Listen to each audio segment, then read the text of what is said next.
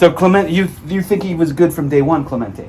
Oh yeah, he was good. Maybe he wasn't the greatest like he was in the '60s, but he was good. Yeah, highest batting average of the whole '60s. I think he was the best player of the '60s. No? Who was the best player of the '60s? Mays. Mays was the best player of the '60s? All around. Yeah. He was. Can't take it away from him. Yeah. If you take away the home runs, was he still the best player? Oh, yeah. Defensively, he was phenomenal. Speed-wise, he was phenomenal. He probably got more stolen bases than Clemente. You know? They were both phenomenal base runners. Now, he didn't have as good of an arm as Clemente. He did? Maybe not. He had a good arm? He had a good arm. Great arm. That's why I say I think he was the best all-around player. Willie Mays was the best all-around player you watched. I ever saw, yes. It's hard to argue. He could just do everything. He ain't no Tawny. Okay, he didn't pitch. he probably would have been able to if they let him. And Smokey Burgess, that was my favorite. You used to tell me he could hit in bed. Yeah, that's right. That's what he used to say. He could get out of the announcer. Bob Prince. Bob Prince used to say he'd get out of bed and get a hit. And he won the World Series for us. Right. You know that. They pinch hit Hal Smith for him, and Hal Smith hit a 3-run homer to tie the game. He told everybody he helped win the World Series by not batting. Yeah. Yeah, Hal Smith was a good catcher too. He had a lot more power than Smokey, but Smokey hit the ball pretty good. So they have the Mendoza line, and people talk about Mario Mendoza. Now you watched Mario Mendoza play, right? I did. He couldn't hit for shit. Was he a good fielding shortstop? Oh yeah, he was. He was no Ozzie Smith, but he was a good shortstop. Yeah. See, like Dick Grote didn't have the range Mendoza had. Dick Grote could hit the ball, so they had to put him somewhere. Yeah. And he had Mazeroski at second, so he's not playing second. Grote was an adequate shortstop. Yeah, a lot of people argue that Maz shouldn't be in the Hall of Fame, which I disagree with because of his defensive skills. You watched him play for years, like his whole career. He's a magician. Was he the best second baseman you ever saw? That I ever saw. Yeah. No question about it. No question. No. He had the most major league assists and putouts and as a second baseman. Yeah, I think he leads in double plays all time. Yeah. He led an assist 9 seasons. He didn't make very many errors. Yeah. No, he got rid of the ball quick. He had a nice turn at second. Yeah. He was. I don't know, in the modern game, they don't seem to care about defense anymore. And Harry Walker ruined him. But if you look at his statistics in his first couple of years, he had quite a few home runs. Yeah. Then Harry Hack decided he was going to be a singles hitter. Yeah. But he tried to make a Punch and Judy hitter out of him, and he never hit after that. Yeah. You You said his batting average stayed the same and he had less home runs. Yeah, Harry thought everybody could be Matty Alou. Yeah. All right. Well, tell me about Matty Alou. He was a good hitter, right? I saw him pitch against the Pirates. Pitch? Yep, in one of the doubleheaders He that pitched. I went to in 1966. He pitched, and he struck Willie Stargell out on 3 straight curveballs. Why was he pitching?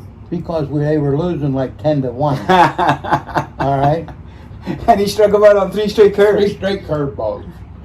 And I don't think any of them was a strike. I don't know whether Willie just wanted to get the game over, Yeah.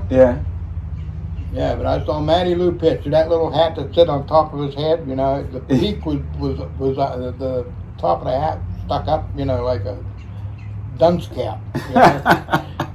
Was he a good fielder? Oh man, yeah. That's because of his speed. Hey, did you have fun at the baseball card store today? It was all right. It was all right. You know what? Half the guys. You watch TV while I look at watch baseball TV cards. as you watch baseball Yeah, cards. half the guys playing today wouldn't have made the major leagues in the 70s. Dad, these guys that go into the All-Star game, they bat .250 and pull everything. But they hit a lot of home runs. Big deal. They know how many they hit. Yeah. They don't hit that many. I'll tell you It's what. not like they're hitting 70 and 80 home runs a year. Yeah. You know? They're hitting the same thing that Willie Stargell hit. And only Stargell had a batting average in the 300s. Yeah. Or Parker. Yeah. Yeah, for the most part. But, there are guys hitting more. I mean, Pete Alonso hit over 50 when he was a rookie. Aaron Judge hit 50 when he was a rookie. Like, that never used to happen.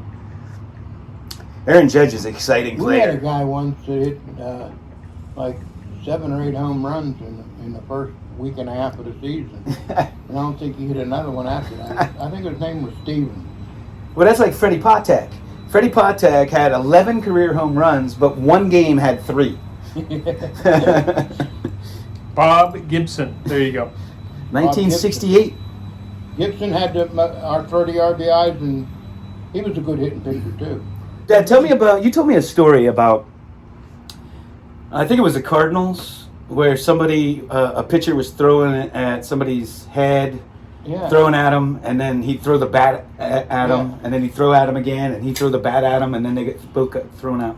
Yeah. You remember who that was? Yeah, he was second baseman for the Cardinals. He was a player coach. Was it Whammy Douglas that was the pitcher? No, No? I think it was Benny Daniel. Oh, Benny Daniels. Benny Daniel. Yeah, he threw a pitch at his head, and the umpire warned him. And then the guy was a left-handed hitter. He let the bat go in a second pitch and went right across the mound. They did that until they both got thrown out. I don't remember if it was 3 pitches or 2 pitches, but anyway, they couldn't put up with it anymore, and they both threw them both out. I'm trying to think of it. You'll think of Don it. Blasingame. What is it? Don Blasingame. Don Blasingame. I don't know him. How can you be a baseball fan and not remember him? Well, I certainly wouldn't remember him. It was before my time, but I don't know. Blasingame, though. I think it wasn't Shane. It was a Cardinal. You said he became a coach afterwards. It would have been. Who would have been? I forget who he was. You told me. Why don't you look up? It might have been Blasingame. The St. Louis Cardinal coach in 1969. You don't know Blazer? I don't know. I can't believe you don't know Blazer. Blasingame. Yeah, Blazer's his nickname. Look it up. Hey, so tell me the story about when Bob Ville's glasses broke. It was a really hot night, and his glasses were always steaming up, and he took them off, and he must have snapped them. And umpire, while they were trying to get new glasses, the umpire said, "Let's play." And whoever was batting, I can't remember who it was now. He said, "I'm not getting in there till he gets his glasses." You can forget that, because he was wild. He wasn't as wild as Ryan Durham, but he was pretty wild, especially in his younger years. But those two guys, they were probably 2 of the fastest throwers at the time, right? Yeah, Ryan Durham had Coke bottles. Yeah. Yeah. Now, did you ever watch Bob Gibson play Oh yeah. in Pittsburgh, yeah. live? Yeah. So tell me about that. Well, Was he phenomenal? He just threw strikes. You know. He wasn't afraid to throw at people. No, he was probably the best pitcher in the early 60s to the middle 60s, before guys like Kopach came around. You know. And Marichal was good. But Gibson was top. His 68 season was insane. He was top. What about Drysdale? He was all right. I wouldn't call him one of the greatest pitchers that ever lived. No? But he was good. I mean, you know, there was a lot of good pitchers around. Yeah. But What about Mickey Lolich? He's Mickey- kind of under the radar. He was a good pitcher, wasn't He was good. Yeah, there was nothing to write home about, but he hung in there, got a lot of innings in, and he won a lot of games. he? So Jim Cott got into the Hall of Fame this year, and there's a lot of talk that he got in on longevity. When you watched him pitch, I mean, was he like a dominant pitcher? Do you think he should? I don't think he was. No. No, I don't personally. He come up with a gimmick. He come up with a hitch in his pitching style, so they didn't call balks on him because he had that hitch and he had it on every pitch. So they thought people should get used to that. But I don't know. Everybody has their own gimmick. Yeah. Okay, how about the guy that played? I met him too. The guy that pitched for the Cardinals, little lefty. Oh, the Mad Hungarian. Yeah, the Mad Hungarian. The Mad Hungarian, Al Rabosky. He was small. Yeah. Really small. Well, he said that's why he came up with his. Yeah, he said that he had to get them people thinking about other things and Yeah. get them get into their heads so they weren't just concentrating on the pitch. He was fun to watch. Yeah. I remember one day, one of the first games I went to, when you were a little kid, he was so intimidating. They called him the Mad Hungarian, and he would go out there and meditate, and then turn around, throw that ball into his glove. And the first time I watched him, Dave Parker came up to bat, and he gets up there, and he throws that ball in his glove, he spins around, he throws it, and that ball still has not come down. Dave Parker hit that into the upper deck. Yeah. Well, he admitted. What about him? Is that him you're talking about or no? No, he wasn't even. Tony Gwynn? He wasn't even a pitcher. Hey, he's a right fielder. There will never be a guy with a batting average like Tony Gwynn again. Not in the modern game. The guy that played for Boston, he wasn't too bad. Yastrzemski. No, before him. So Tony Oliva, he just got into the Hall too. Now you used to tell me growing up that he was just a fabulous line drive hitter. Oh, yeah, he was a good hitter. Great hitter. He put the bat in the ball all the time. And I did hear something about Joe Green that I never heard before. When he was a rookie, he held out. Okay, he didn't come to camp on time because he was holding out for a contract. Okay. So Noel was pissed. So when he got there, Noel took his best offensive lineman and did the Oklahoma drill with Joe Green. Joe Green threw him aside like he wasn't even there. So he said, let's do it again. Joe Green won again. So then he started. Joe Green beat every offensive lineman we had. Didn't lose one time. And then he was over. He never had to do the Oklahoma drill. Another thing he said, in 1969 when he took over, he got the team in front of him and he said, we're going to the Super Bowl and a lot of you ain't going to be here. He was a tough coach. Yeah. So do you know Al Bundy from Married with Children? Mm-hmm. He was out with a Steelers. Yeah, he was in camp with the Steelers in 1969. He was a defensive end. He really did play football. He never made the team. He was a running back in high school. He tried out. And that story he told about scoring 4 touchdowns in the championship game is true. Yeah. Okay? And he played in Chicago, one of the schools in Chicago. And he scored, I forget how many touchdowns he scored in his high school career. I haven't heard anything about him since that one show he did. What are you talking about? He's on Modern Family.